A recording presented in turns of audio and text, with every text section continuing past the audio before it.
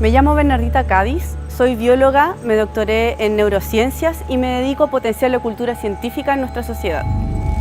Esto es Patria Científica, no es ciencia ficción, es ciencia real.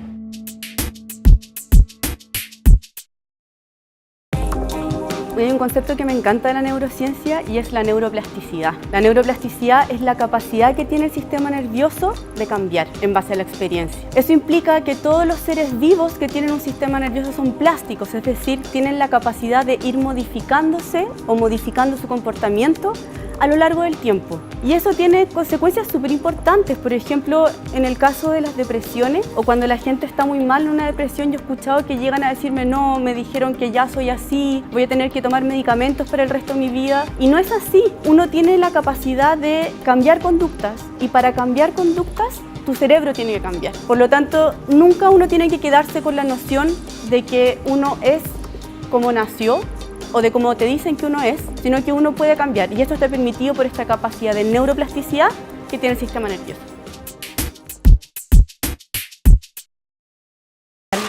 De la vida silvestre de la Tierra. It's not something that could happen. It's the world that literally exists right now. Work should be bringing us a sense of meaning and purpose. This is the type of change that all of us can participate in. So this is my challenge to you. Let's really think differently, feel differently.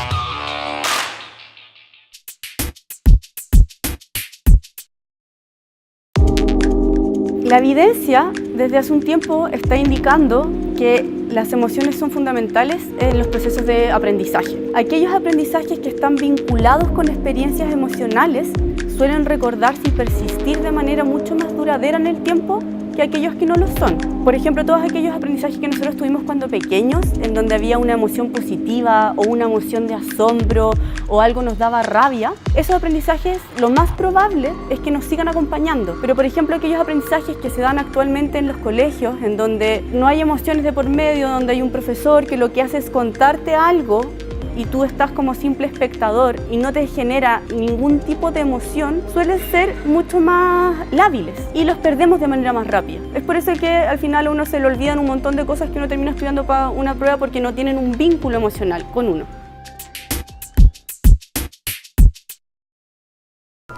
Tengo 3 preguntas para ti. ¿Qué hacemos si hay cada vez más personas en un planeta que es del mismo tamaño hace 45 millones de años? ¿Todavía crees que el cambio climático es un invento? ¿Has pensado que muy pronto tendremos que convivir con robots? Busquemos respuestas por la razón y la ciencia.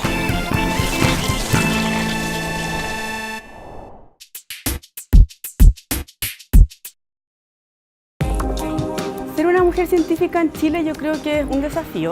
Cuando yo entré a la carrera de licenciatura en Ciencias con mención en Biología, éramos 5 mujeres de 30 personas. Entonces había una desproporcionalidad muy grande y yo siempre sentí que las mujeres teníamos que esforzarnos más por demostrar que éramos iguales que nuestros compañeros o mejores. Entonces había una barrera superior que había que romper.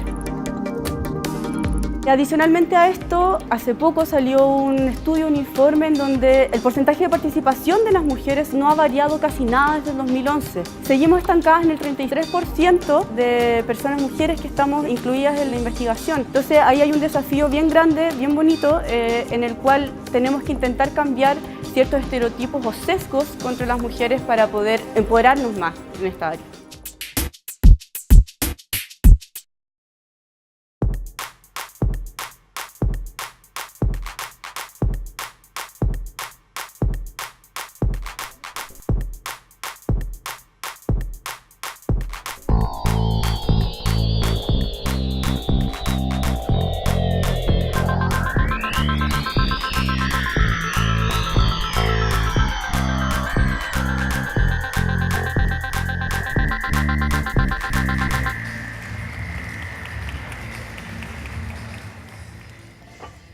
Hola, buenos días.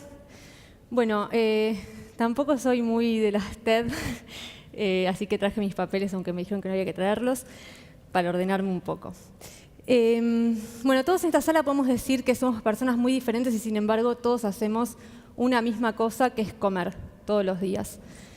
Y eso que podría ser en principio una buena noticia, que todos comamos, no lo es tanto en la medida en la que empezamos a entender qué es lo que servimos a nuestra mesa cada vez que servimos nuestros alimentos. Hoy en día el sistema alimentario está plagado de problemas ambientales, de salud y problemas culturales. Problemas para nuestro presente y problemas para nuestro futuro. Y nosotros podemos encontrar varios indicios de que el sistema no está bien, ¿no? Hay una frase de los antropólogos que a mí me gusta mucho que es comemos como vivimos. Y realmente con dar una vuelta por el supermercado, con dar una vuelta por la calle y empezar a entender qué es lo que está pasando hoy en día en nuestras sociedades modernas, podemos ver que ese alimento no estaría siendo de ninguna manera lo que debiera ser para mantenernos en un estado saludable, ni emocional ni físicamente. Pero entiendo que hacen falta datos un poco más rigurosos que las simples percepciones, entonces existen, abundan y tampoco son nada alentadores. Las últimas noticias hablan de que estamos transitando el antropoceno. Eso quiere decir que por primera vez nosotros dejamos nuestra huella geológica en este planeta. Y no es una huella bonita. Estamos hablando de agotamiento del agua, de radiación, de calentamiento global y de una extinción masiva de especies. Se habla de la sexta extinción. Y es sexta extinción porque hubieron 5 anteriores, ¿no? La última fue la que acabó con los dinosaurios y todas tuvieron que ver con desastres de alguna manera naturales o con cuestiones incontrolables. Esta extinción tiene que ver con la única especie que no puede compartir el planeta con las otras, que básicamente somos nosotros. Estamos llevando al mundo a una catástrofe y a un agotamiento de la biodiversidad. Y a una disminución, a una reducción absoluta de la biodiversidad. Y reducir la biodiversidad no significa nada más que vamos a extrañar animales hermosos como los leones y los elefantes, sino que vamos a estar en verdaderos problemas con respecto a todo lo que nos da la biodiversidad, que es alimentos, que es medicina, que es control climático, que es control de plagas, por ejemplo. Uno de los efectos más inmediatos de este agotamiento de los espacios naturales tiene que ver con la proliferación de mosquitos, de roedores, de murciélagos, o sea, con la proliferación de malaria, de fiebre amarilla, de hantavirus. Todas estas cosas tienen su correlato, o sea, se explican por el aumento del pH de las aguas, se explican por la desertificación, por la reducción de las selvas, por la reducción de los bosques, por la contaminación enorme de los territorios y básicamente por una cuestión muy fundamental que es para qué y cómo usamos este planeta. Y en lo que más lo usamos es en la producción de nuestros alimentos. En los últimos 60 años, nuestra alimentación cambió de un modo radical. Nosotros estamos llenándonos de productos que son un desastre nutricional. Las cifras de pandemias que abundan en nuestras sociedades modernas son un gran reflejo de que lo que comemos no nos alimenta adecuadamente. Estamos rodeados de obesidad, de diabetes, de hipertensión, de problemas de cánceres distintos que tienen que ver exactamente con lo que comemos y con lo que no estamos comiendo.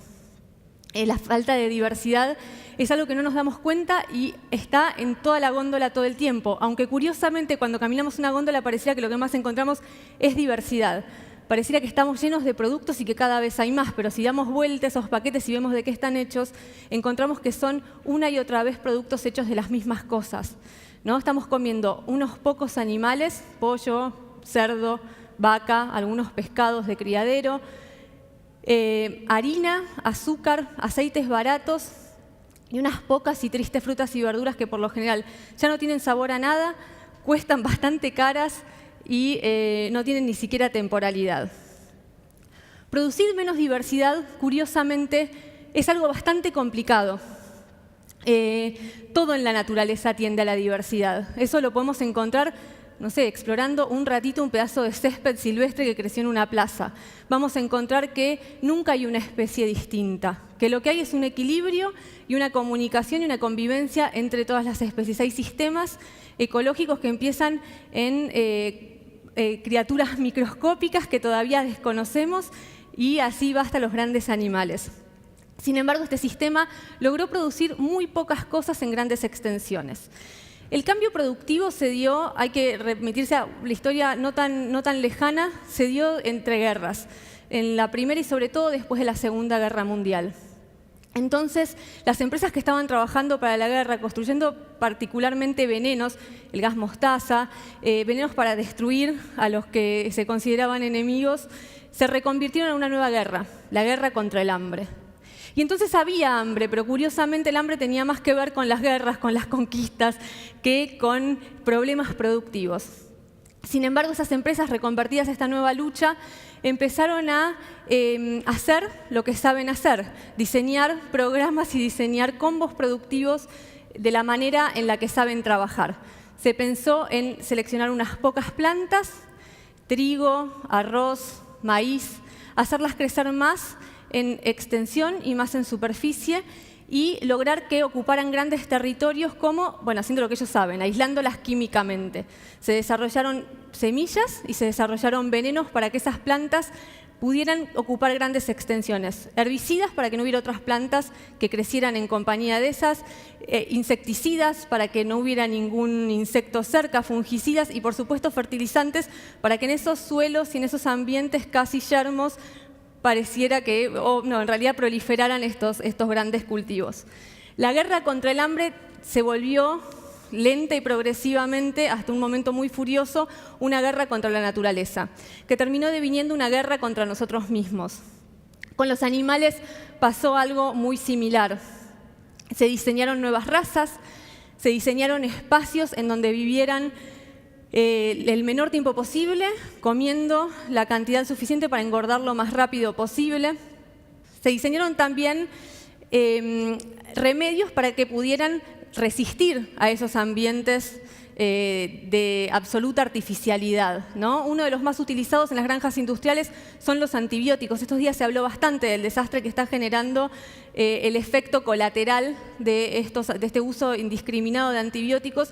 Uno de ellos es que nosotros necesitamos a los antibióticos, fue uno de los remedios que hizo que nuestra esperanza de vida creciera más, y por utilizarlo para contener estos sistemas artificiales, lo que logramos fue desarrollar superbacterias que ya fueran absolutamente resistentes a este tipo de remedios. Y ni hablar de los venenos. Nosotros, en lugar de estos combos productivos, se diseñaron pensando que en la naturaleza no iba a ejercer ninguna resistencia a este ataque masivo contra sus ciclos, contra sus ritmos, contra las distintas variedades que existen, y sin embargo la naturaleza no hizo más que ofrecer resistencia, no hace más que ofrecer resistencia, incluso a este nuevo gran descubrimiento de la ciencia, el último con el que pretendieron cambiar las leyes del campo, que son los eventos transgénicos, ¿no?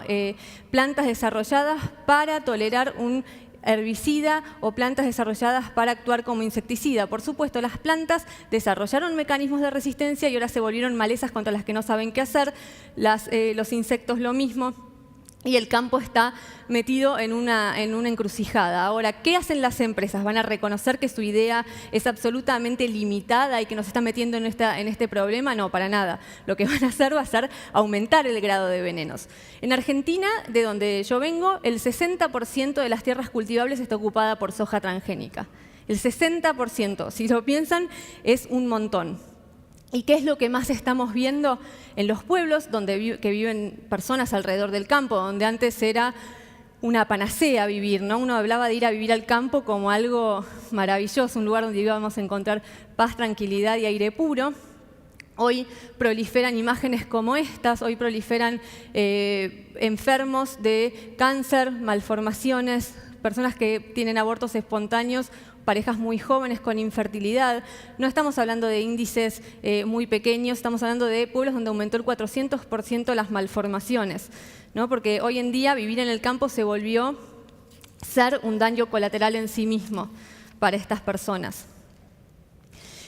Ahora, ¿para qué se está produciendo, por ejemplo, en Argentina, toda esta cantidad demencial de soja que nos lleva a utilizar unos 300 millones de agroquímicos por año? Bueno, para producir, primero, productos que son un desastre nutricional. La soja la encontramos como subproductos nosotros no comemos soja en estos países, pero sí lo utilizamos como aditivos y lo utilizamos para estirar productos que nos hacen daño, que consumirlos no mejora nuestra salud. Pero sobre todo para exportar. La soja en Argentina va en más de un 90% a países como China, donde la comen cerdos, que después terminan siendo consumidos por personas que, por supuesto, tienen dinero para comer esas carnes. Porque este esquema de producción en donde un tercio de la tierra está ocupado por comida para animales no tiene eso en cuenta. Nosotros estamos produciendo más comida que nunca, comida para 12.000 millones de personas. Somos 7.000 millones, 8.000 millones de personas y sin embargo hay 850 millones de personas que tienen situaciones de inseguridad alimentaria, una gran cantidad de malnutridos y eso tiene que ver con que básicamente para comer bien hace falta dinero. Un pobre no come cerdo, a no ser que tenga un lugar donde producir su cerdo o a no ser que tenga dinero para comprarlo. Este sistema los deja sin ninguna de las dos posibilidades. Básicamente porque este sistema solamente toma a las personas como consumidores que pueden ir adentro de un supermercado. Ahora, el planeta no está lleno de consumidores, el planeta tiene campesinos, tiene indígenas, tiene pescadores, está lleno de poblaciones y de personas que viven produciendo sus alimentos, que viven autónomamente, pero que en este sistema son molestias, a las que se corre como vemos que tratamos a nuestras comunidades indígenas en todos nuestros países, ¿no? Con topadoras y con balas, básicamente, o volviéndolos actores de repente de una nueva forma de terrorismo que básicamente se sostiene en la defensa de los territorios ante una avanzada demencial y criminal. En las personas corridas gracias. Las personas corridas en los márgenes de las ciudades terminan siendo obligadas finalmente a ser consumidores. Muchos de ellos reciben planes sociales para vivir su vida de nuevos pobres en estos márgenes que siguen y empezar a mantener este sistema de consumo enloquecedor en el que vivimos. Entonces, la urbanización marginal, las migraciones, la desaparición de espacios naturales, va todo de la mano, es todo parte de este mismo sistema que termina en una góndola, que termina en productos que aparentemente son tan inocentes como una gaseosa que nos ofrece felicidad, ¿no? Básicamente, que está hecho el azúcar de la gaseosa, de jarabe de maíz que sale de este tipo de campos que no paran de crecer. Entregamos nuestros recursos naturales a un grupo de dementes que no entiende de naturaleza y que trata de tratarla de la misma manera en todo el mundo, y así nos va. No estamos dejando que todo esté plagado de comida barata, de comida que se ofrece como barata porque nadie saca nunca las cuentas. Entonces, si no sacamos las cuentas de cuánto estamos perdiendo en biodiversidad, cuánto estamos perdiendo en enfermedades, cuánto estamos perdiendo en marginación y en infelicidad profunda, siempre va a parecer que las cuentas dan bien, que es más barato producir comida hoy que antes. Ahora, todas esas cuentas van a venir a tener que ser saldadas en algún momento y las vamos a pagar todos nosotros, los que terminamos creyendo en estas personas. Hay una batalla que dar, hay una batalla urgente que dar, y estamos en el lugar indicado para hacerlo. Latinoamérica es un lugar donde prolifera por todos lados. Yo estoy viajando hace 5 años por distintos países de nuestro territorio a entrevistar y a encontrar esta sabiduría que está opacada porque entre todas las cosas que hay en nuestro sistema actual hay una gran colonialización del saber. La colonialidad del saber es pensar que hay conocimiento científico que puede ser muy maravilloso, pero un saber que es de segunda. Y el saber que es de segunda, curiosamente, hizo cosas que ninguna empresa podría hacer jamás. Por ejemplo, agarrar un pasto silvestre, el triocintle, y volverlo maíz. Una empresa puede agarrar el maíz y puede agregarle biotecnología, patentarlo y venderlo como si fuese un invento propio. Ahora, ninguna empresa es capaz de hacer lo que los pueblos indígenas hicieron y lo que los pueblos indígenas todavía hacen. Porque no solamente hacen un maíz, sino que de cada maíz hacen cientos. Hay una cantidad de razas de maíz infinitas en nuestro territorio y cada una expresa un sabor, una receta, una cultura, es como un lenguaje. O sea, hay que empezar a ver a la diversidad alimentaria que construimos en estos territorios como distintos lenguajes que expresan esos territorios, que expresan vínculos y que terminan desarrollándose en recetas que siempre nos dieron un pilar de salud muy fuerte. Nuestros pueblos no conocían la diabetes, no conocen todavía hasta que llega la industria alimentaria ninguna de estas enfermedades que nosotros no sabemos cómo sacarnos de encima. Bueno, ¿a dónde hay que ir a buscar las respuestas? Claramente en las personas que todavía saben producir estos alimentos. Por ejemplo, en granjas en Brasil, en huertas en Brasil, hay lugares en donde se producen 400 tipos distintos de mandiocas.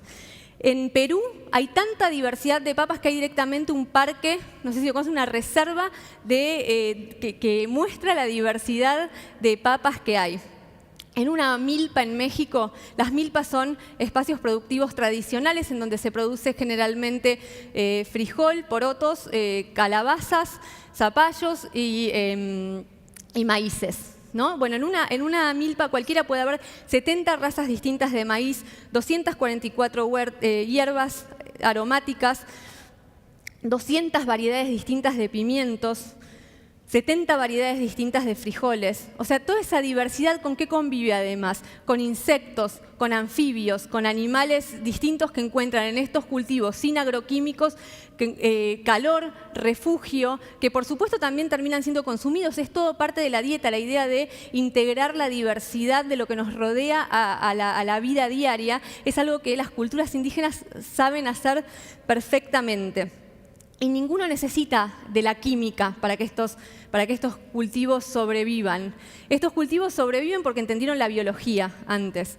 Y es un conocimiento que no está patentado, que se transmite con la misma generosidad con la que fue creado, de familia a familia, de comunidad a comunidad, y que expresa comunidades unidas y comunidades bastante autónomas, que a no ser que terminen acorraladas por alguno de los problemas del sistema, alguno de los problemas que el sistema les plantea, pueden seguir ofreciendo todavía los mejores productos alimentarios que existen. Entonces, si queremos empezar a pensar cómo salir de esta encrucijada en la que está metida el mundo, tenemos que empezar a sentar a estas personas a la mesa. Tenemos que empezar a preguntar y tenemos que empezar a plantear salidas desde un nivel humano y desde una escala humana y no desde una escala empresaria. Cada vez que sentamos a la mesa a Coca-Cola, a Pepsi, a preguntarles cómo salimos de esto, Coca-Cola y Pepsi, por supuesto, lo único que están pensando es cómo salimos de esto manteniendo nuestro negocio en pie. Esto es, vendiéndole sus productos a estas comunidades que solo aumentan la obesidad, la diabetes y la infelicidad. Y utilizando los recursos naturales de agua, los recursos de tierra, los recursos humanos también, porque dejan de ver a las personas como personas en una comunidad y pasan a ser recursos humanos. Lo mismo con las grandes semilleras. Bayer, Monsanto, Syngenta, China no están en una mesa sentadas pensando cómo resolver el problema productivo del mundo que no existe, sino cómo mantenerse a flote, cómo seguir patentando lo que ellos ni siquiera descubrieron y cómo hacer del mercado de nuestros alimentos un mercado privado del que cada vez tenemos menos posibilidades de elegir, en el que cada vez tenemos menos posibilidades de elegir y menos posibilidades de no terminar siendo cómplices de un horror que no querríamos serlo. Entonces, es mucho lo que está en juego, son nuestros alimentos, son nuestros suelos, es el agua, es el presente, es el futuro, pero también es la empatía, también es la belleza, también es compartir un mundo en el que haya muchos mundos, no haya solamente un sistema global homogéneo que nos ofrece productos engañosos, productos que en vez de sabor dan aditivos, productos que en vez de nutrientes dan lo más barato posible, que puede engañar a nuestra cabeza, pero no engaña a nuestro cuerpo. O sea, cuando estamos comiendo un yogur sabor frutilla, nuestro cuerpo sabe que no hay frutilla ahí, entonces lo podemos comer todo lo que queramos, pero frutilla no estamos viendo y eso se nota. Es mentira que no hay otra manera de darle de comer al mundo. Este sistema no le está dando de comer al mundo. Entonces, esa es la primera mentira. Hay muchas otras maneras de darle de comer al mundo y están ahí nomás. Lo que pasa es que están lejos de lo que se toma por normal. Nosotros estamos tomando por normal una rareza absolutamente criminal. Del otro lado, hay un montón de claves como para mantener cada territorio saludable y para mantenernos a nosotros saludables. Empiecen por salir del supermercado, por volverse coproductores y por encontrar quiénes son los que producen alimentos sanos en cada ciudad. Existe, cada vez hay más. Ante el avasallamiento del mercado, los productores con la resiliencia que mostraron históricamente, porque por algo sobrevivieron. O sea, este sistema tiene nada más que 100 años y amenaza con no sobrevivir. Pero el sistema de ellos sí sobrevivieron. Entonces, volver a volverse coproductores de ellos y pelear por leyes que los incluyan a todos. Porque como bien dijo David Riff, esto es un problema político. Como consumidores no salimos de esto. Ojalá fuera una forma de agarrar nuestra plata y meterla en otro lado. Tenemos que encontrar leyes que incluyan a estas personas, que no las alejen de los territorios, que los protejan y que no vean como normal que tengamos venenos, pastillas y violencia servidos a la mesa todos los días. Muchas gracias.